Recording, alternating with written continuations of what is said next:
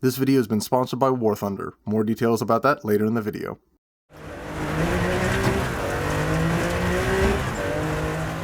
In late 2023, Codemasters, a veteran studio in the racing game space, released their first ever officially licensed WRC game.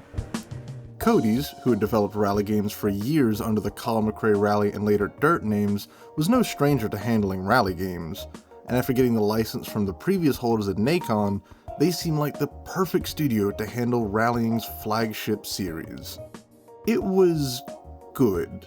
Was it perfect? No, and to many including myself, it was a bit of a downgrade from their last sim-esque rally game in Dirt Rally 2, but it was a unique entry into the long-running WRC franchise that showed a lot of promise with the new features and direction Cody's had introduced. It had problems and did need a little bit more time in the oven, but by modern racing game standards, I put it above average, especially when considering the other middling releases of that year. But overall, it wasn't a game changer. Almost exactly a month later, Codemasters was hit with massive layoffs. And this wasn't even the only round of layoffs to hit the studio, as in May of 2025, they announced not only that they were laying off even more people, or having staff move to studios under their parent company, which if you didn't know just happened to be Electronic Arts since February of 2021, but they were also stopping all development on WRC and other related rally titles. Some read this to mean that the studio was shutting down in its entirety, which is false, but regardless, it didn't seem like a very good time for a company with such a rich history. A history going back a lot further than you might think. In fact, I'd argue that of any studio you might associate with racing games, Codemasters might just have the single greatest legacy in the genre's history, because of their near perfect balance of quality, consistency, and innovation. And this didn't just start with their flagship titles like Dirt or Grid, or even their origins on the more serious end of track racers. It starts all the way back in the 80s.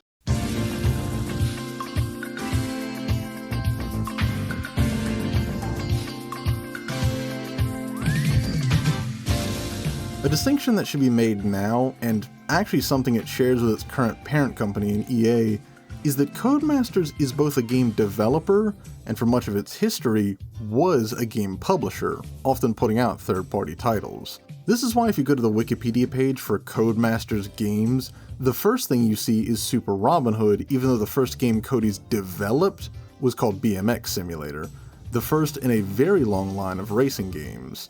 Although to be fair, racing wasn't the only thing Codemasters did at that point. During much of the 80s and early 90s, they experimented with different titles and genres, making racers, platformers, action games, and sports games, although a lot of their early success came from those third-party games, particularly those developed or led by the Oliver twins, Andrew and Philip, working on games like the Dizzy series or various simulation titles Cody's published. Oh, that brings me on to another thing you should probably know about Codemasters. They are extremely British. A lot of the vibes I get from the studio, especially in their early work, is both being uniquely British in their style and approach, as well as being very focused on the PC gaming market, which, from what I've gathered, had a stronger presence in the UK in the 80s and 90s compared to the US. This came down to the hardware being much more common and cheaper than home consoles, like Britain's own BBC Micro and ZX Spectrum, yes, that's actually how I had to write it in the script, gaining popularity throughout the 80s. Although later on, American companies like Commodore and Atari did play a part in this market with the 64, Amiga, and ST. These personal computers, as well as the Amstrad CPC and a couple enterprise machines, served as the foundation on which Codemasters would build a lot of their early titles. In fact, with only 2 exceptions, Cody's wouldn't even make a console release for their first 5 years, and would stay pretty locked onto PCs until the mid-90s when they focused more on the NES and Sega Genesis, Mega Drive to those at Cody's. Speaking of the Genesis, that's actually where you'll find one of Cody's most notable early racing games, Micro Machines, a top-down arcade racer based on the popular toy line of the same name.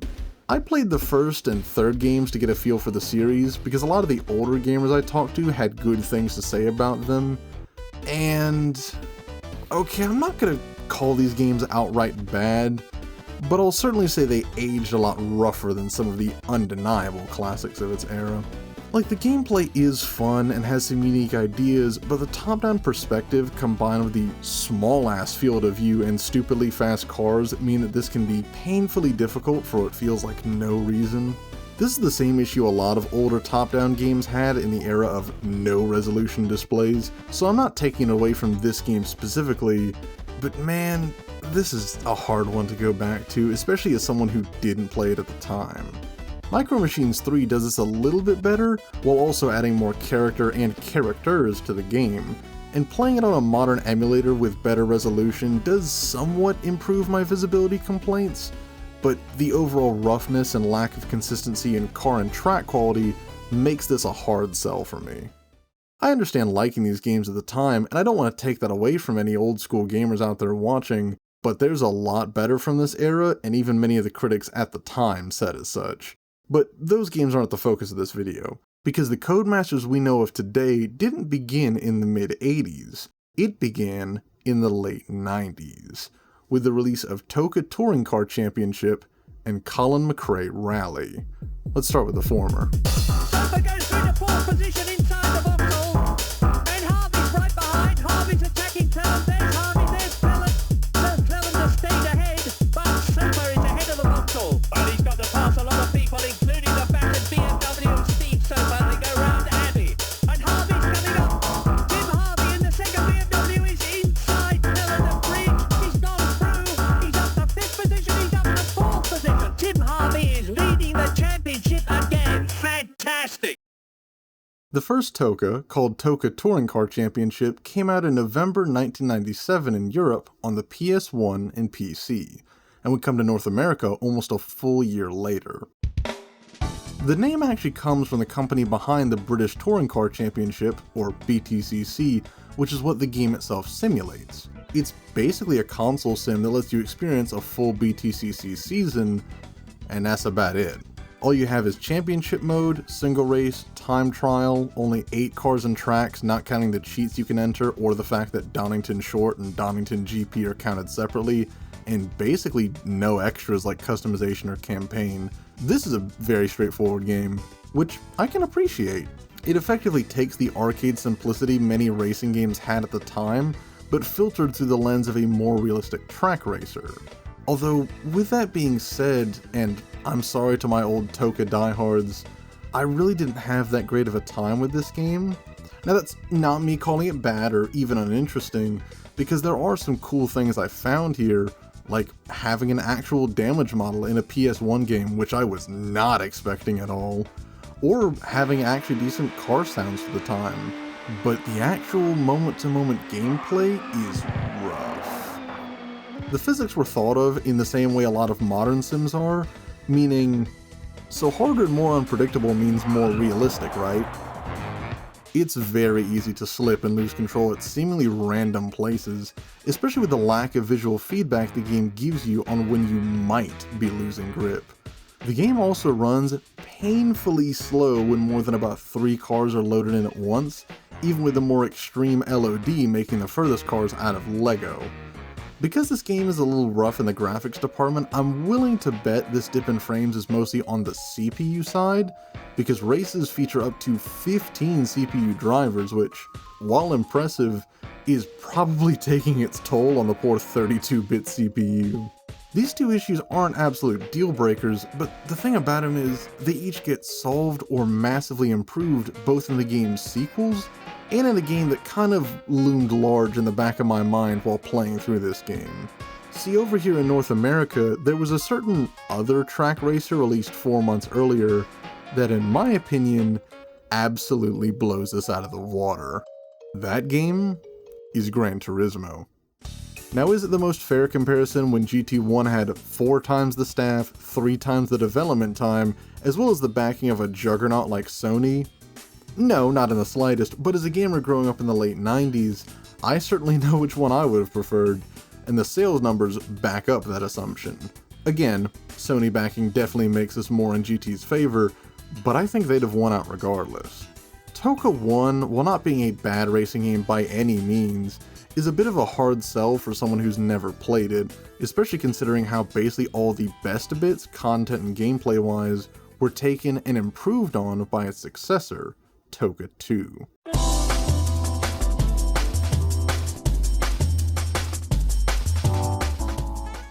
Coming out a year later, TOCA 2 features almost all the same cars and tracks as the original, plus a short list of some of the best British sports cars and supercars a petrolhead was likely to have plastered all over their bedroom wall, like the classic revival AC Cobra Superblower, the absolute death trap that is the TVR Speed 12, and one of the best British supercars I've ever had the pleasure of looking at, the Jaguar XJ220, a true Jag.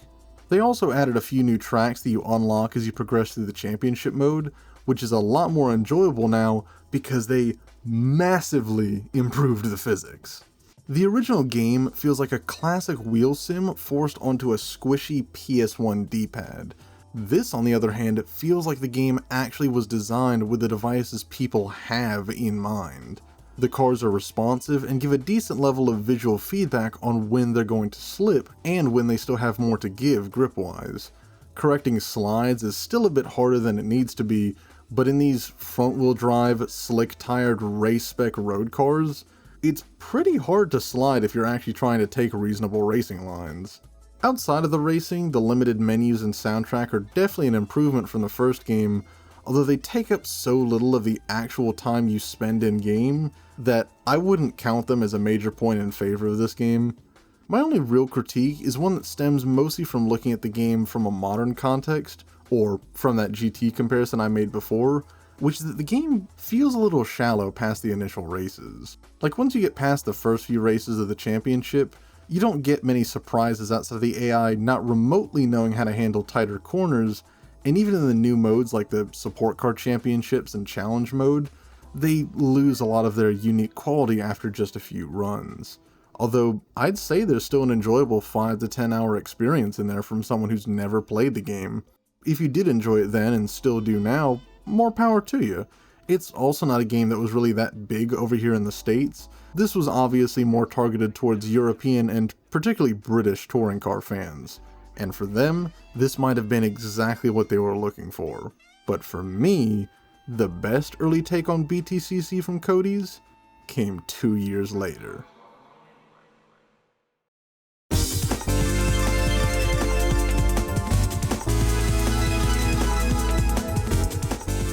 Now, by technicality, this isn't exactly a full sequel to the previous game, which is why it's not just called TOCA 3, it's kind of a spin-off to the main series, although because of when it released and how it bridges the PS1 and PS2 eras of TOCA gameplay-wise, I think it deserves a fair spot here. TOCA World Touring Cars, also called WTC Touring Cars in Japan and Jared and Labani's Stock Car Racing in North America, no, not that Jared and Labani, that Jared and Labani that far few people had heard of. Also, why would they call it Stock Car Racing when it only ever featured one American stock car? Whatever.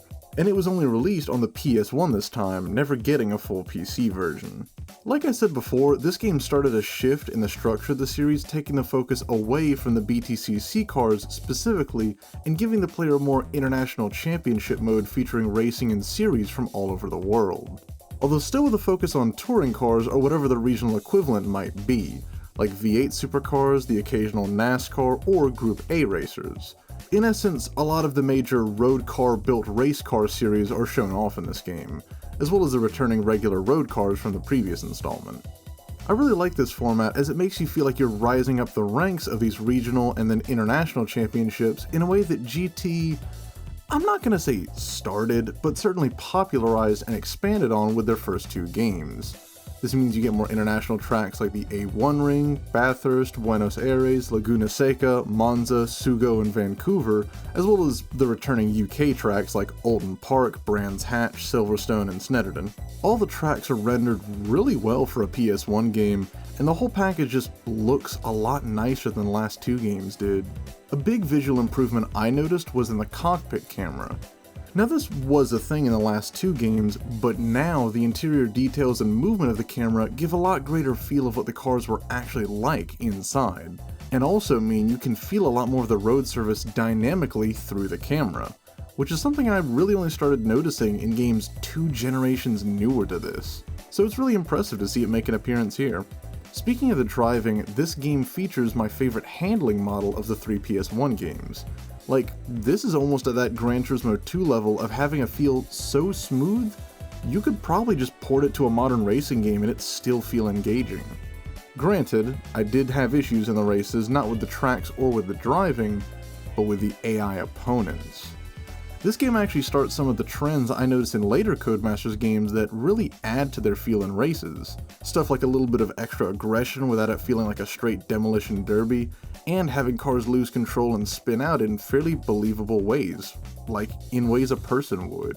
My issues mainly started to come in during the later half of the campaign, because they hadn't fully ironed out the issues like 1 or 2 opponent cars being significantly faster than the rest of the field, or what I call Forza syndrome because of how prolific this is in higher difficulties of those games. It just makes the game feel a bit untested and cheap in a way the rest of the experience doesn't. Although that still doesn't take enough away from this game for me to not recommend it to anyone with an interest in older touring cars, the early days of Codemasters, or even just racing games in general with how much I enjoyed it. This video has been sponsored by War Thunder. War Thunder is the most comprehensive vehicle combat game ever made, and is available for free on PCs, consoles, mobile devices, and even a Penguin. Command your own fleet of over 2,500 tanks, planes, helicopters, and ships of 10 major nations, ranging from biplanes and armored cars to the 1920s, to the absolute menaces that are the fighter jets and main battle tanks of today. Each shown in incredible detail both from the outside and inside with accurately modeled components like engines, fuel tanks, weapons, and crew, all susceptible to damage or disabling from enemy fire. And the different types of armor, shells, and missiles behave like their real-life counterparts. Immerse yourself in the intense combat of War Thunder, where incredibly detailed vehicles, realistic physics, and authentic sound effects place you right at the helm of the most powerful war machines of our time. And those realistic graphics don't come at the cost of a 4090 as you might expect, as the game is very well optimized for modern PC setups. Join the massive worldwide community of over 95 million players in epic PvP battles going on right now, and delve into this breathtaking experience that is War Thunder. With the incredible wealth of high quality content to discover, there's simply no game better suited for fans of modern military history. So go to the links in my description or the pinned comment to play War Thunder today. You'll receive a massive bonus pack on PCs and consoles if you're a new player or a returning player who hasn't been on in the last 6 months. The pack includes multiple premium vehicles, the exclusive vehicle decorator Eagle of Valor, 100,000 Silver Lions, and 7 days of premium count. It's available for a limited time only, so if you want it, you better grab it now. Thank you, and back to the video.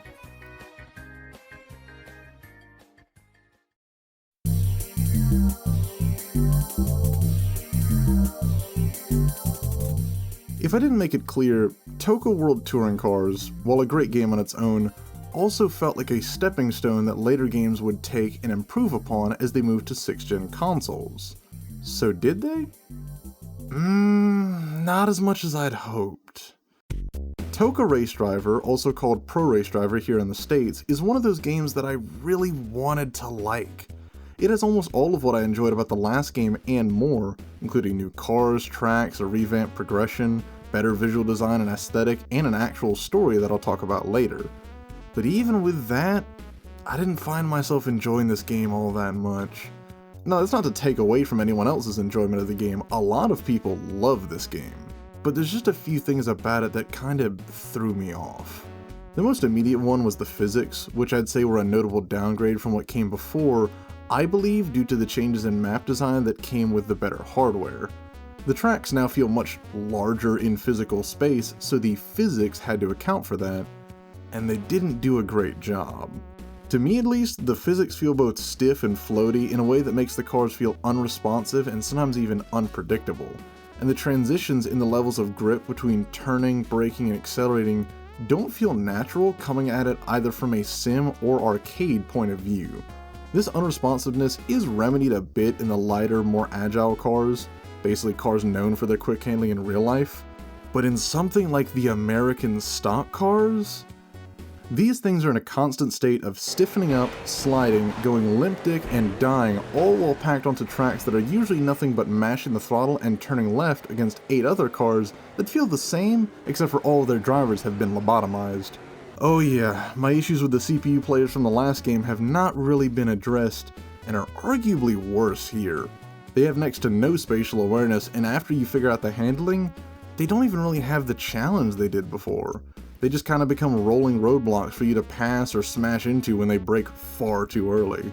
Which, to the game's credit, does look much better now with a more dynamic damage model featuring better deformation and things like the wheels coming off. But it's not great experiencing that after half a dozen laps of Bristol and then finding out that this game still doesn't have a restart button. Any racing game where the AI can decide your race like this at a moment's notice requires a restart button. I'ma stand on this. And as much as I have problems with this game on a mechanical level, I can still enjoy it to some degree on a surface level simply by having more stuff than the last one, and having a progression in career mode that actually feels like you're a real racing driver, picking up test drives and race spots through your email and dealing with team bosses. Because you literally are a race driver, like it says on the box. The story in this game is a weird one because on the one hand, this has next to no effect on the actual gameplay part of the game, sans whatever cutscene you get for certain races depending on if you win or lose. On the other hand, they decided to package this game with a Carbon Own the City level story where the intro is your player character's dad dying in a race, only for his main rival and causer of said death to show up, act surprised when confronted about it, and then immediately switch up to sounding like Senator Armstrong. You killed my father. There's no use crying over spilt milk, McCain. I spent 15 years of my life watching the McCain boys hitching a ride on the back of their poor dead dad. I couldn't even get a ride on a garbage truck. Your history, Randall. Accidents happen, McCain. I was cleared of all those charges, remember? Having good lawyers don't make you any less guilty. And they forgot how to mix I audio. think the press is going to be real interested in finding out your real name, Nick. First, I'm going to burn you up on that track. Ryan, enjoy the race, James. It's going to be your last. Maybe it's going to be your last, McCain. This is the best piece of fiction ever written. But again, this isn't a bad game, because it still carries over a lot of what made the previous games good.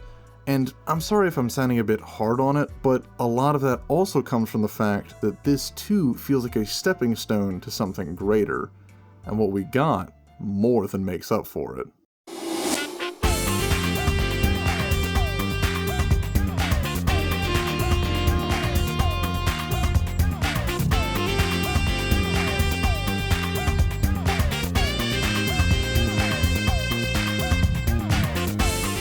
I think this is where the series really picked back up for me, because to be honest, after the first Race Driver, I was starting to lose why I heard so many people say this was a great series, and how some even preferred it to the later Grid games.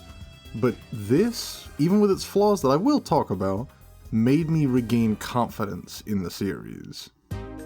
TOCA Race Driver 2 came 2 years later than the first Race Driver, which I think actually helped this game a lot, because if they had stayed on that 1 year cycle they had with the PS1 games and still tried to add as much as they did here, it probably would have been kinda shit. This really just takes the ideas laid out in Race Driver 1 and polishes them up to the standard that they would have been to start with, just like any good sequel. As a baseline, the physics are a massive step up from the last game, similarly to how the jump between the first two TOCAs was. And this time they feel way more satisfying, if still a little on the floatier side as far as PS2 era track racers come. It still takes some time to get used to and it might seem a little off at first, but once you get the hang of it, the physics paired with the well-curated track list make the driving alone really engaging. The opponents do add some to this engaging feel, although not as much as I'd hoped. Still, it's better than the first game as they actually have more awareness of where you are on track and will react more appropriately to your lines and movements. Although they still have that habit of messing up, but in oddly realistic ways. It's hard to describe, but anyone here that's played these games, especially into the Grid era, likely have a clear idea of what I mean. The campaign, despite getting rid of a lot of the player choice elements in terms of who you can race with and sign to at any given moment, actually flowed a lot better for me. Here it's a linear path with occasional choices between a couple of championships, but for the most part you get the same experience every time you play through it. That sounds a little limiting, but they curated this list and paced it in such a satisfying way that I honestly never even noticed the lack of player choice here. They also added a lot to the car list, and more importantly, the car types. Like the PS1 era TOCAs were mainly focused on touring cars, or cars that fell into similar categories, as well as a handful of road cars. Race Driver 1 expanded that a little by throwing in more purpose-built race cars and GT1 racers, but now, you actually lose most of the touring car and touring car adjacent vehicles, with what's left ranging from sports cars to DTM monsters, classics to superlights, Le Mans monsters to big rigs. This is probably due to some of the influence from the aforementioned GT, but this is where the series expanded out of the touring car focused market it was targeting before, and now was trying to appeal to all types of motorsport and car enthusiasts. And honestly, I think it's better for it. Now, not all of these cars are done perfectly, but for what it's going for, this is a great selection, and they're spread throughout the career very effectively. Although this game does look a bit better than the original, ignoring the bit of reflection bugging I got from running this game on an emulator, the overall vibe of this game is a little lacking. I don't know if it's the color grading or the menuing and navigation, but something about this feels a little sterile. Especially compared to the unique menus showing the crew and staff from the last game. There's also next to no music in the races and very little in the menus, which doesn't really help its lack of feel. This game also features an even longer set of story cutscenes than the last game. Is that the trailer from Dirt 2? Did they reuse this trailer 5 years later for Dirt 2? I don't know if it's even just slightly remodeled or if it's based on the same RV, but I swear this is the main menu from Dirt 2 as the background. Huh. Anyway, the story here is a little bit different, I guess. This time you started as a nobody instead of a former racer's son, and you have to make your way up as you hear your manager and PR manager talk about money for 8 years. Again, this isn't anything too special, although sometimes you end up with absolute peak 10 out of 10 Scorsese, Lynch, Lee, Hu greatest storytelling moments of all time. Handle this. Oh, what you gonna handle, Just step chavalita? off and cool down. Oh, you want some? What you gonna do? Pretty little girl gonna punch me out? Only if you touch me again. Ooh. Meow. Cat fight. Excuse me, baby cakes. Coming. Nice punch. Thanks. Why does man laid out like a Family Guy character? The story has, again, almost no significance to the game, especially with how much the characters like to bicker about money just for you to never have to buy any cars or worry about money at any point during the campaign, but I do like having something to see in between the series. I could easily see myself enjoying these if I was a kid playing this game late into the night and watching the stupid antics all the other drivers get into. And that's kinda how I feel about this whole game. Not perfect and definitely could have done a bit more, but this is still fun, and if I had the nostalgia for this that I do for a lot of other games in this era, I'd probably hold this up as one of my favorites of the genre. But as it stands, it's a good time. So how could they make it any better?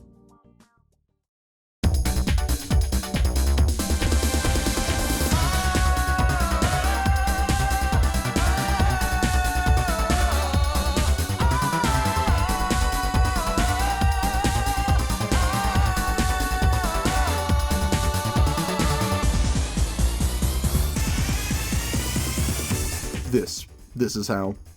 This is basically the full repeat of that trend I mentioned with the PS1 era games of slowly getting better as the generation progresses, and just like with TOCA touring cars, this, Race Driver 3, is my favorite of the era. Race Driver 3, like every other iteration before it, takes what worked about the previous games, the handling, the car list, the locations, and just does it that little bit better, while changing a lot of the things I had issues with. Like the campaign was fully restructured to now take advantage of the diverse classes presented in the second game and the freedom from the first, meaning you now go through a tiered progression with several different choices at each level, so you can basically stick to certain race types if you're someone who's only comfortable with a few different cars and environments, or you can go experiment and see what all this game has to offer. And this game has a lot to offer. Touring cars, Formula single-seaters, stock cars, sports cars, sprint cars, V8 supercars, buggies, rallycross, super trucks, monster trucks? They went absolutely stupid with the car classes in this game, and I love it. You can experience the fastest of Germany's DTM, hop straight over to the US for a dirt short track event, then pilot a 500 kilo rocket ship all back to back in this game. And it's amazing. Now that's not to say the format doesn't have any issues, like a lot of the classes only featuring one or a couple cars, the balance of performance in certain championships being completely broken, and some classes just outright not feeling good to drive because of how many different classes they had to make feel good on one physics engine in 2 years in 2006. But this game just makes it work. This is going to look a little different from the last two because I couldn't get over how the PS2 emulation for this game looked, so I ended up playing the PC version. Also, and I want to get this out of the way right now before I get any questions about this footage, this game comes standard with widescreen support, but because this is a game from 2006, you want to guess what it looks like? This is what it looks like. They just fucking zoomed it in, which makes all of the chase cams look fucking awful. Why? Why do this? If you're not going to do it properly, why do it at all? So now I have 5 hours of fucked footage before I even realized this game barely has 16:9 support and that I was bamboozled, I was taken for a loop, I was lied to, I am a fucking dumbass. But yeah, I played this on PC. Also, if you're playing this on PC now and wondering how you can get a lot of the exclusive content that you could only originally get from the Cody's website back in the day, I'll leave a link below to how you can get those if you want to check it out. Yeah, this game is wild, man, and like the last two, it features a lot of the same basic race stuff as before, although now you can do individual series championships with each car type, which I feel was inspired by the Colin McRae series that I'll talk about soon, and if you got the Australian version, you even got a special V8 Supercars campaign, which was very neat to try out. The style of this game is a little better than the second, and in some parts due to playing this on PC, I think it looks better as well, but also, this is a 2006 game? To me, this is the point where I can kind of see the age in this engine and design. Granted, there are obviously games that looked worse, but in the areas this game is rough in, mainly lighting, that made it a bit hard to look at in comparison to other games or even just other racers of the time. But that still doesn't detract from the diverse, funny, interesting game here, and even though I don't have much to say different about it when compared to the last two games, that's mainly because it's just those games but with more and better content. Really, it's just about as simple as that. As much as I've enjoyed the TOCA games, I feel like they had a bit of an issue with consistency and eventually spreading themselves a bit too thin. So I wonder what it would look like if they stripped it back, focused on a different, more easily gamified style of racing than touring cars, and learn from the first TOCA touring car. You get one of my all-time favorite game series, Colin McRae Rally.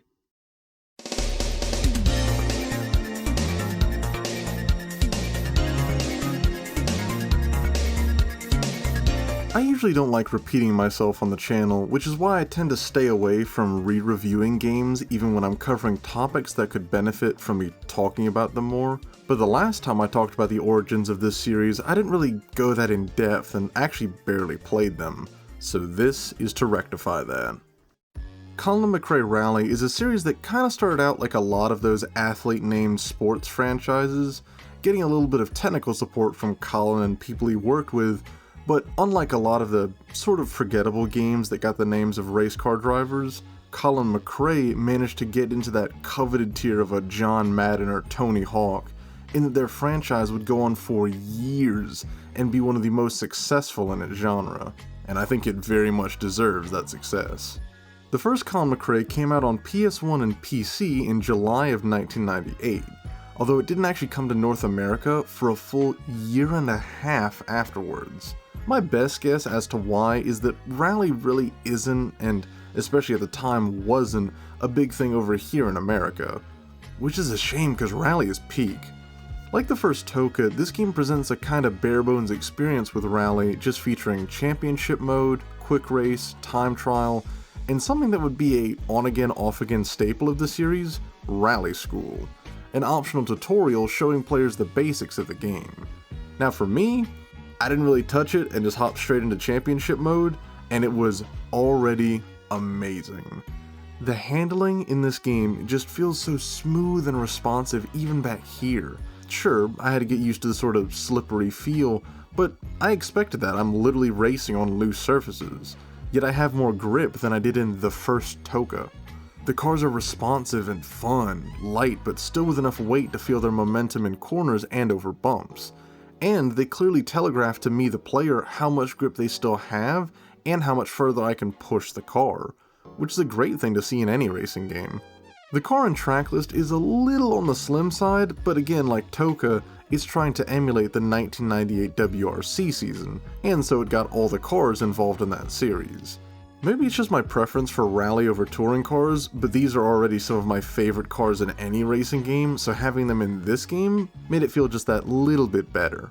The vibe and look of this game is also really well done, with the menus and locations in the game having a really solid look to them even all these years later, and it actually runs really well too.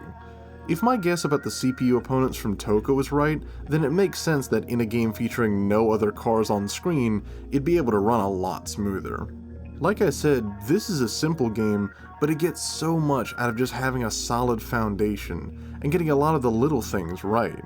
Like the cars sounding great, the feeling of bumps and elevation changes alongside each track surface feeling unique, and again, the handling being extremely satisfying to get the hold of. Playing this game, especially with the HUD off in cockpit or bumper view, feels so satisfying. I feel unlike a lot of other arcade racers, the developers' preferred method for playing this game was probably in the cockpit cam, only because of how good it feels, and also the fact that they gave the chase camera this very loose, somewhat floppy feel that works fine, but also could have used some tweaking. This is a game that I would happily recommend anyone try out today, although be warned, if you're going to play this game on PC, avoid the 2013 remaster. One, because it's actually not a remaster of this game, it's a remaster of the next game, just called Colin McRae Rally for some reason, and two, because it's a literal mobile game made as a parts bin special out of elements from all the other CMRs, and without almost any identity of its own. And the physics feel like sad. Can you see why the Metacritic user scores look like this? Also, getting the PC version to run right on modern hardware is a bit of a pain, so I'd say PS1 emulation is probably your best bet on PC, also because the PS1 version was the one more people at the time had.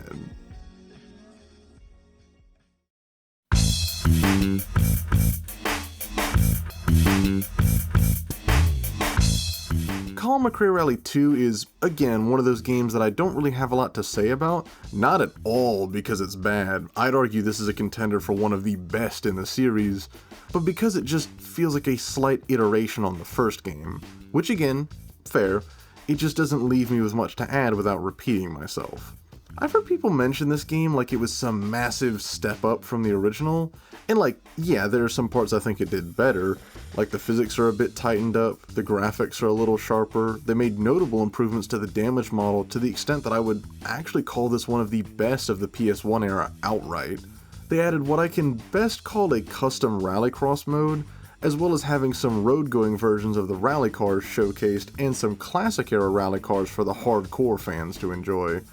But there's also a couple parts I wasn't that big on. Like the menus and UI design is actually a bit of a downgrade from the first game, and they kinda ruined one of my favorite parts of the first game. When you use cockpit cam, at least on the PS1 version, for some reason they decided to put in a bit of offset, making your driver always look to the right a little. It's not so bad as to be undrivable, unless you're in the Ford Focus, aka this game's cover car, in which case it actually is undrivable. Like, it might not show up on video based on just how it looks to play this, but it feels bad. Who thought this was a good idea? And it's a shame too, because I can look at how the car reacts to the road and also see the interior details and tell you that without this change, this interior view would absolutely smash CMR1s. Like, they even modeled the windscreen in a realistic way. Like, how cool is that? It's little things like that which mean I don't hold it up as a far better game than the first, but a damn good sequel to a game that I already enjoyed. That's really all I could have asked for from it. CMR 2? You're alright, and I think I'll have to come back here and play a bit more at some point in the future. For now though, it's time to move back to the 6th gen.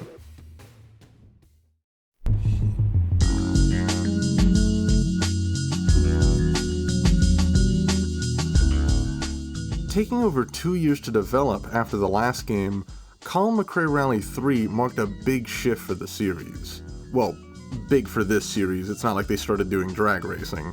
This time they were not only on PC and the new PS2, but also the Xbox, which is where I got my first taste of the game. There was also a GameCube version planned, but after it fell through, CMR wouldn't be on a Nintendo home console until Dirt 2's busted-ass Wii port. And to be fair, I originally didn't find my experience with the game all that great, and I think I know why. The physics in this game definitely take some time getting used to. They're very floaty, much like its touring car sibling from the same year, but unlike Race Driver 1, you're not on road courses with plenty of space and runoff, you're on tight, treacherous rally stages, so having loose handling is kinda asking for trouble. This probably would have been more of a deal breaker if I didn't eventually learn the handling and its quirks that led to me just adopting a more cautious style, much like how I drive in the later Dirt Rally games. This makes sense if you think of CMR more as a rally sim, although it's funny that the game named after him punishes you if you try to drive like Colin McRae. You also get an insane amount of grip when racing on tarmac, like it does not make sense the kind of stuff you can do, because it's also so inconsistent. Sometimes you have the grip of a Formula 1 car, and sometimes you're driving a bus. They also massively overhauled the replay system and added in a bunch of new camera angles. This one's probably my favorite just because you can see how dead those PS2 driver models look. Hey Colin, you wanna slow the fuck down? Aye, sure. Check this shit, you.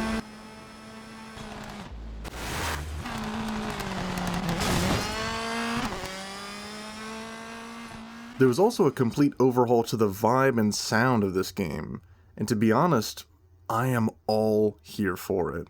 Like, listen to this music.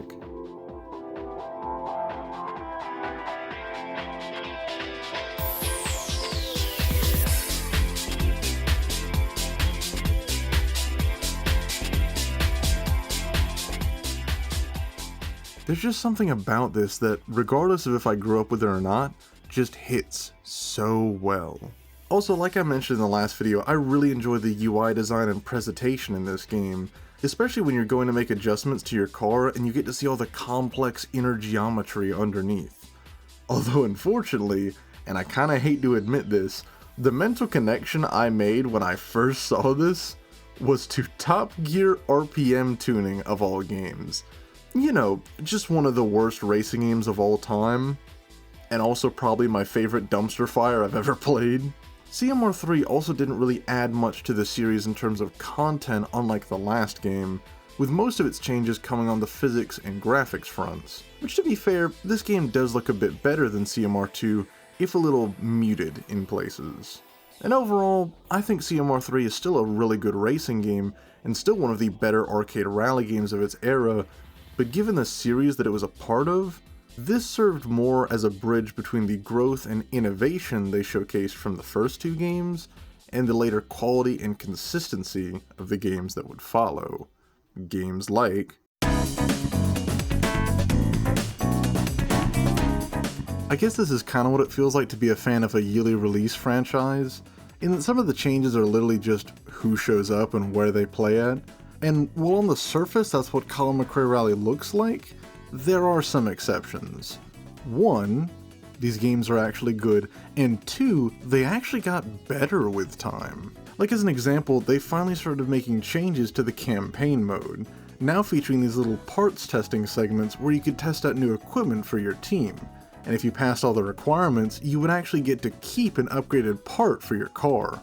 This not only means you now have a minor form of upgrades in the game, but also that there's a higher chance of you building a connection with your car that you use throughout the championship, because it has parts on it that not everyone has. And the championship mode itself is a little different now too, featuring a separate championship and calendar for 4-wheel drive, 2-wheel drive, and Group B rally cars, reflecting some of the varied divisions found in the real WRC. This contrasts with CMR3, which for some reason didn't even let you pick your own car for championship mode. I'm only now realizing that this was a thing, which makes no sense because the first 2 games didn't even have that restriction. But now if you pick a different car, you get a brand new track lineup to go with it too. Also, CMR3 introduced the head-to-head special stage mode, but it wasn't even memorable enough for me to put it in that game section, so I'm putting it here where it adds a lot to the campaign. And speaking of the cars, the handling has gotten a lot sharper and more varied. Okay, yeah, it still retains a bit of that CMR3 float, but now you actually feel like the car is somewhat connected to the road. Although I do have one critique for the lack of grip on rear-wheel drive cars, like the 037 gets absolutely destroyed in the Group B class, which was a shame to learn because that's one of my all-time favorite rally cars. Even so, this game feels leagues better than 3 and also feels a bit faster. And now that setups actually play a major role in your car's performance, learning the handling and quirks of all the models you drive makes them feel even more engaging. The audio is actually a lot nicer too. There's a little bit too much rasp in certain cars like the 037, which makes them a little unpleasant on the ears, but these are also rally cars. They're supposed to be unapologetically loud and aggressive, and this game gets that across pretty well. Although because I mentioned sound, I have to bring up one of my favorite bugs I encountered while playing this game. See, all 3 6th-gen CMRs I played the PC versions of, which with stuff like the silent patch work great on modern systems. However, because of how they programmed the audio in this game specifically, there's a certain bug that happens when you leave the frame rate uncapped. And I legit just gotta show you it. Skip ahead if you have certain issues with high-end frequencies.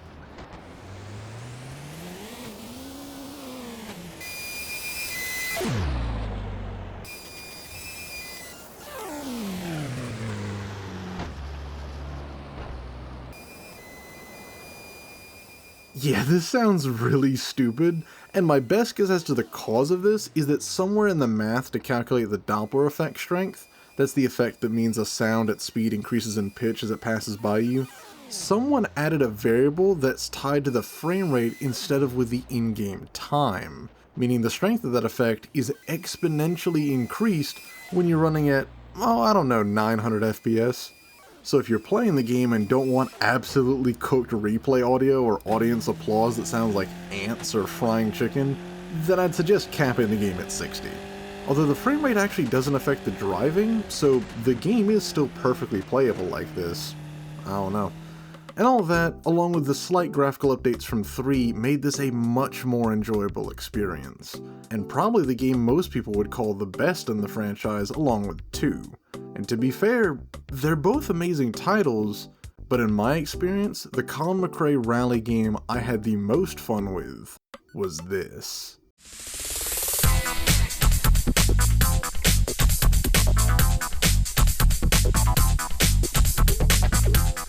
If I was going to recommend any Colin McRae rally to a dirt fan to try to get them into this era of the series, it'd probably be this one. Not just because it was the last game in the series before the major rebrand, but also because, especially if you played the original Dirt, this is where a lot of the things that game gets credit for came from, and in some cases, even did better. Like, I'm not gonna lie, despite liking the greater variety in disciplines from the later games, I really appreciate how this game's campaign is paced. It's structured a bit like the first Dirt, and my guess was the inspiration for both that and the system from TOCA Race Driver 3, which came out 2 years after this. It's a tiered system with each rung featuring different series and objectives for you to complete. And while it does drag on a bit in the later hours, much like some of the games that would follow, it still felt engaging almost the entire way through. This campaign made it feel special to launch my Castrol Celica up a Japanese mountain pass in the pouring rain, because it took me a while to both earn and upgrade that car to get it where it is now. And without any cheating, I might add. And as you'd probably expect, this game comes with its standard fare of updates. Obviously the improved campaign, a larger car list, better graphics, Except on that Japan track, to me it looks like fresh tar was just poured all over the roads. But other than that, this looks a lot cleaner. They also improved the physics a little bit, not as much the jump from 3 to 4, but still noticeable even if it doesn't seem that way. That actually reminds me, one of my biggest gripes with all the CMR games is the chase camera, because it feels way too loose and static for a game with this much movement, and it's definitely something I think the later Dirt games address beautifully. Oh, but one thing they definitely improved over 4 handling wise was the rear-wheel drive cars. Now cars like the original Ford Escort and one of my favorites, the Lancia Stratos, feel like the absolute lightweight monsters they were and can carve up these dusty roads with relative ease compared to before. And, unfortunately for me, they did also fix the audio bug with this game, but also it came with a general sharpening of the audio that I found represented the cars pretty well, even if it's not quite at a level I'd call realistic yet. Like, I was surprised to find a 4-cylinder Rover-powered MG was one of my favorite sounding cars in this game. But a lot of things here sound great, especially for the time. And that kinda sums up my thoughts with this game. A great, innovative experience for its time that still holds up damn well today. It's like going back and listening to Eric B. and Rakim or the Eagles and going, yeah, they're really making some great stuff here. But then a couple years later, you put on Rumors or Illmatic and go,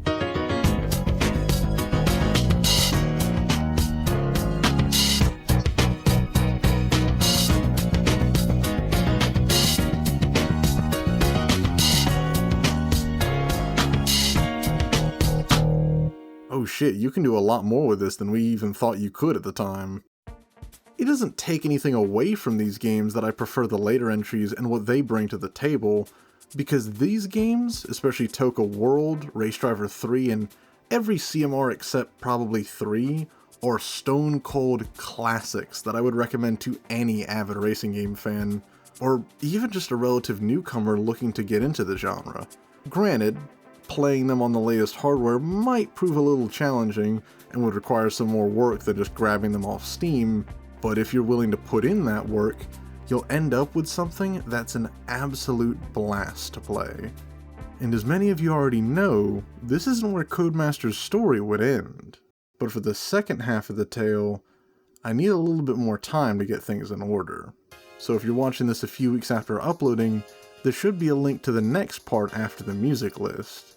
And if not, then stay tuned, because the rest of the story is being written right now as we speak, and it's been very, very interesting to keep up with. So when it's ready, I hope to see you there.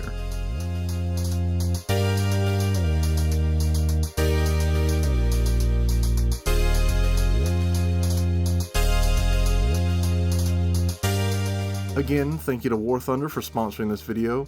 Don't forget, it's free on PC, PlayStation, Xbox, or mobile now using the links in the pinned comment or description. New and returning players that haven't played in 6 months will also receive that bonus pack I mentioned across PC and consoles, including multiple premium vehicles and other goodies. And it's also available for a limited time, so don't miss it.